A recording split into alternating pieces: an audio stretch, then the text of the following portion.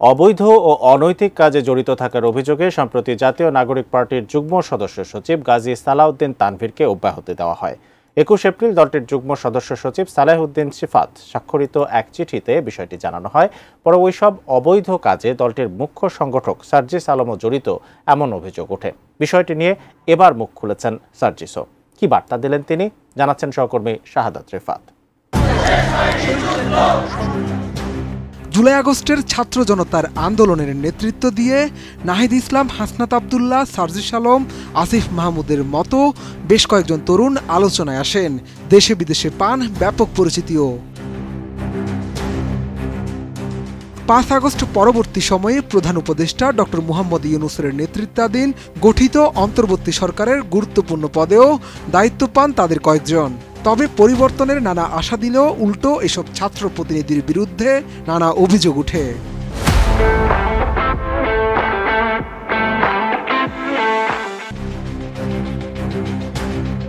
জাতীয় নাগরিক পার্টি নামে নিজেদের দল গঠনের পর দলটির বেশ কিছু নেতার বিরুদ্ধে অভিযোগ উঠে অবৈধ অর্থ উপার্জনের।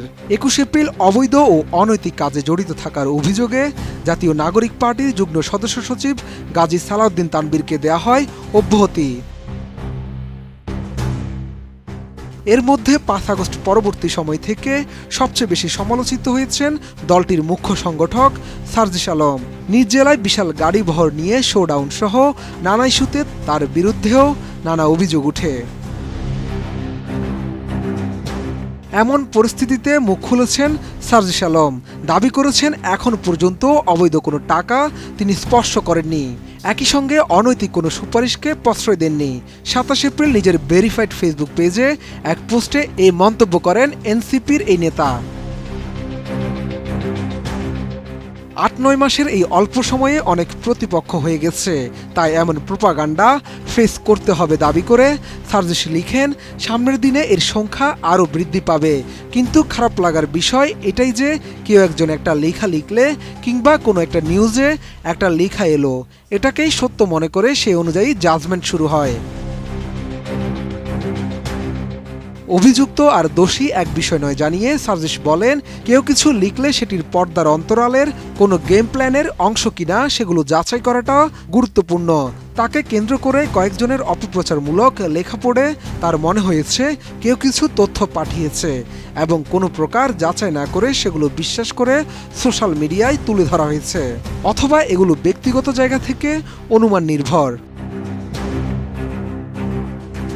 গাজী সালাউদ্দিন তানভীরের সঙ্গে সম্পৃক্ততার বিষয়ে সার্জিস আলম জানান, অভ্যুত্থানের পরে পার্টির একাধিক জনের সাথে তার প্রথম পরিচয়।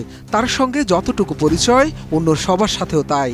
ব্যক্তি তানভীর সম্পর্কগুলোকে কাজে লাগিয়ে কিংবা নিজের পদবি ব্যবহার করে কোনো অন্যায় বা অনৈতিক কাজ করলে তদন্ত সাপেক্ষে সে শাস্তি পাবে। পিনাকির কথায় ব্যথিত হয়েছেন জানিয়ে তিনি আরও বলেন, অভ্যুত্থানের শক্তি আর ফেসগুলোকে আইসোলেটেড করার মাধ্যমে তারুণ্যের সম্ভাবনাকে শেষ করে দেওয়ার নানা অপচেষ্টা হচ্ছে এবং আগামীতেও এটি অব্যাহত থাকবে। সেসব অপচেষ্টার ফাঁদে না পড়ে বরং তারুণ্যকে ঐক্যবদ্ধ করতে পিনাকির প্রচেষ্টা প্রত্যাশা করেন তিনি। ছাত্র জীবনে বাধ্য হয়ে ছাত্রলীগ করেছেন দাবি করে সার্জিস বলেন, বিবেকবোধ আর ব্যক্তিত্বকে সামনে রেখে এই কঠিন পথ পাড়ি দিয়েই আজ তারা বর্তমানে দাঁড়িয়ে আছেন, যে বর্তমান রক্ত আর জীবন দিয়ে লেখা। শাহাদাত রিফাত, ATN নিউজ, ঢাকা।